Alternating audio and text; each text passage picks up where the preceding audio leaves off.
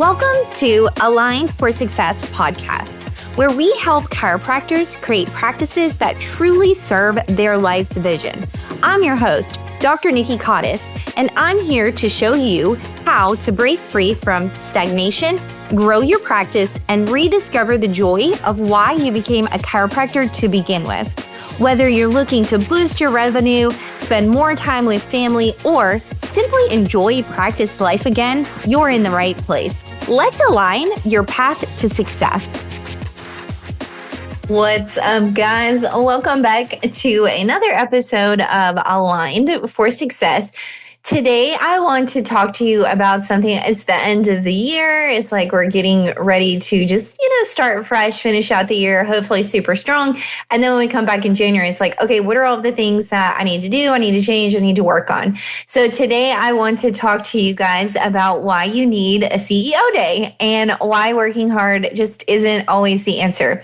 So when I first opened my practice, I did what every person did. And I was like, I have to work 4.5 days a week, and I need to see patients for 13 hours a day, Monday and Wednesday, and then we can work a half day on Thursday and Friday. And I was seeing patients just all the time. And what was really happening was that on Tuesdays were just kind of like an overflow day of like someone needed to cancel or change their appointment from Monday. Oh, I'll just come tomorrow. And one of my coaches at the time, her name was Dr. Christina. She was like, well, why don't you just cut out Tuesdays? And I was like, well, that feels terrifying, right? Like, what if these people need me? And what happened from doing that was I got busier, and it also made my schedule more like quote tight because I was putting people on Tuesdays in all of the other shifts that we already had available. So it made them busier. And anytime when you're in practice, you know that when things are busier, things just feel better, right? And so it was crazy because it was also like a momentum shift. Now, I cut out Tuesdays, but like, let's be real, I didn't use that as a CEO day for years because I didn't think that I needed to. And that's what I want to teach you guys too, is that your CEO days, number one, they're not days off. And number two, they're not admin days. So they shouldn't be days where you're doing things that somebody else on your team typically does during the week or can do for you. These need to be things that actually drive revenue or even drive you as a person into doing something better. So if that's consuming content from a coaching group that you're a part of, if it's reading books that make you a better business person, all of those things count as CEO tasks as well. So if you are constantly just working inside of your business, seeing patients, seeing clients, answering messages, fixing problems, putting out fires, and you're just never stepping back to work on the business, you're actually the bottleneck. And so I think too, a lot of people will say this, like, I'm working on the business, not in the business. So like, what does that actually mean? And so I really want to break that down. But growth requires our leadership, not just effort. And I'm really also proud of the fact that nobody on my team ever has to worry about like, where do these new patients come from?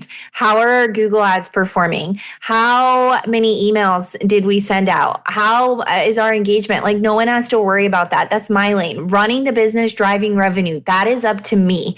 It's up to my team to help me execute on the ideas and on these things. And so most times businesses get stuck or stagnant, and it's not because we're not doing anything. It's because we're never leaving operator mode. So we're just working on, quote, the wrong things. The thing about operator mode, and guys, I am really guilty of this. I'm an operator, right? I love to check a friggin' checklist. I love it. And it's because it feels productive, right? It feels responsible and it just feels necessary. But that's also what keeps us stuck. And so here's what working only in your business creates: the same problems on repeat, decisions that we make super reactively, growth that depends solely and entirely on your presence, and a business that runs through you instead of because of you. And over time, we all know this becomes truly exhausting, and maybe not so much physically, but mentally, the mental load of running a business. Because when you're always in it, you can never see from above it, like from a high level view, what's actually happening and what actually needs to be done. And so this is why CEO days exists. And so a CEO day is a protected block of time where you're stepping out of the business so that you can start to lead it again. And you're not working on just managing it. So if you don't intentionally create space to think at a higher level, your business will only grow to the level of your availability. Oh, dang. That is tough, right? That's a tough pill to swallow. And that's a hard ceiling. And so here is the part that most people miss is that CEO work, it cannot happen in the margins of your day. It can't be in your 4-hour lunch break that chiropractors love to take. It really can't happen when you get home from work and you've already seen patients for 10 hours a day. It needs to be planned, blocked out time. And inside of the Wealthy Practitioner, we really recommend at least 4 hours of dedicated CEO time. 6 would be even better. And so the reason why it can't happen in between patients or seeing clients is because you cannot think strategically between patients. It's also really freaking hard to turn your brain from doctor mode to business owner mode, right? When you're seeing patients, you're focused on the patient. What do they need? What helps make them better? What do I need to do for them? And you're not thinking of how do I actually get more patients? How do I actually work on making the business better? You also can't redesign systems when you're in between Slack messages or text messages or ClickUp messages. And you can't see the patterns that are happening when you're just reacting. And so really leadership requires distance and some space. And distance requires time that you don't necessarily earn, but that you've decided that you have to take for the growth of your business. So if the idea of stepping away from your business for a full day or even a half day makes you feel uncomfortable or you're like, there's just no way I could do it. Well, guess what? You're the one who needs the CEO day the most. That is your sign. So obviously high performers struggle with this. And like I said, I struggle with this. I have been off on Tuesdays from seeing patients, have a CEO day for at least 9 years. And sometimes I'm still like, it's really not that easy to just do. But when you're really good at executing unstructured out of office time, especially if you go to a brick and mortar every day, it feels really friggin' scary, right? It's like I shouldn't just be home working in my office from a Tuesday. And so what we start to do, and what I definitely did for the longest time of a CEO day, is my CEO day was like freaking structured as heck. It was like from 7 to 8, I do this. From 8 to 9, I do this. From 9 to 10, I work on this. And then maybe I go to the bathroom.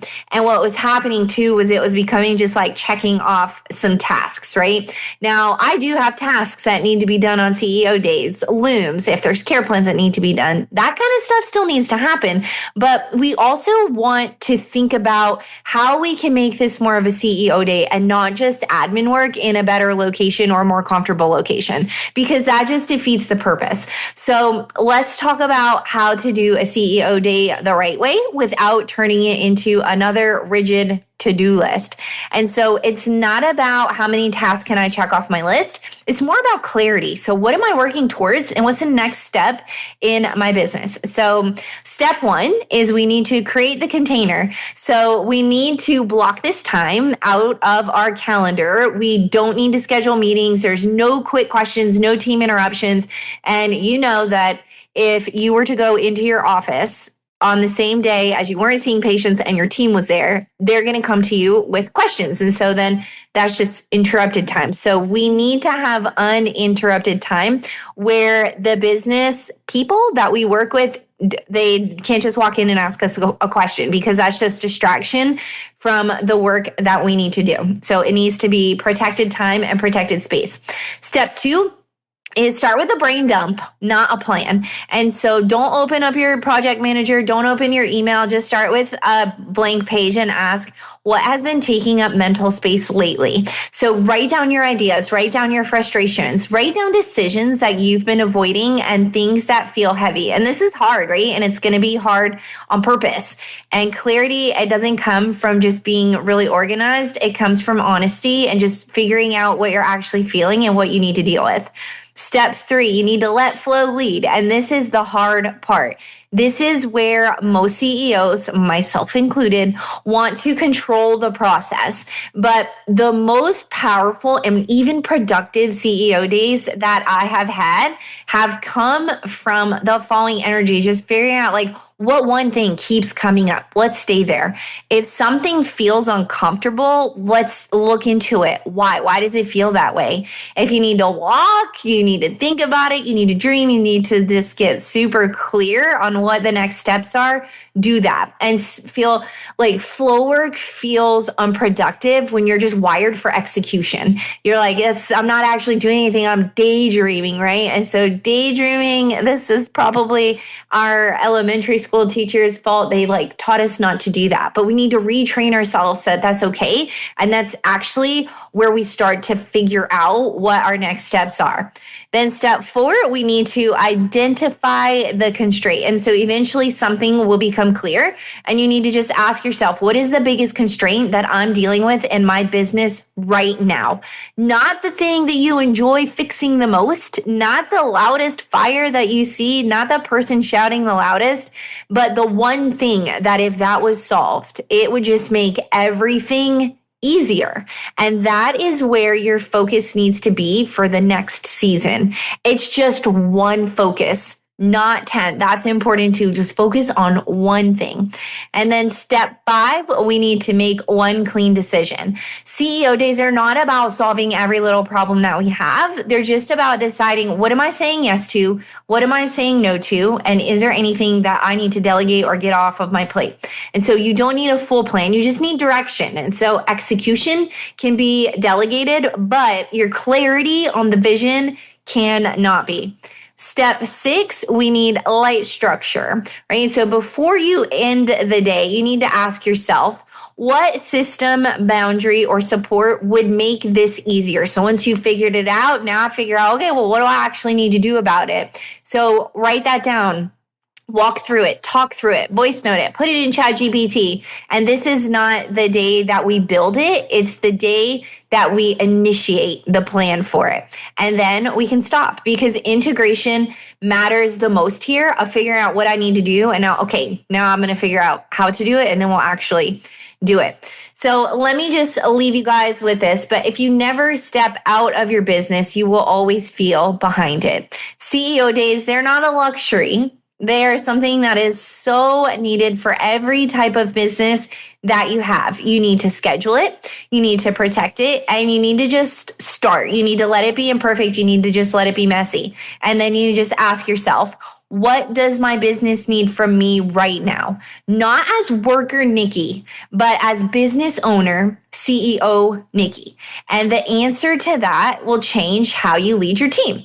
All right, guys. Well, if you don't have a CEO day, I really want you to start to implement that in January. There is no better time to start the new year fresh with new ideas, clarity on your vision, and where you want to take your business next year.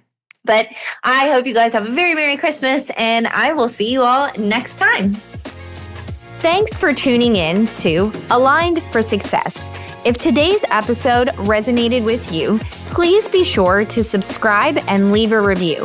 This helps other chiropractors find their way to practice freedom too. Remember, true success comes from when your practice aligns with your life's purpose. Until next time, I'm Dr. Nikki Cottis, reminding you that a thriving practice and a fulfilling life go hand in hand. See you next week.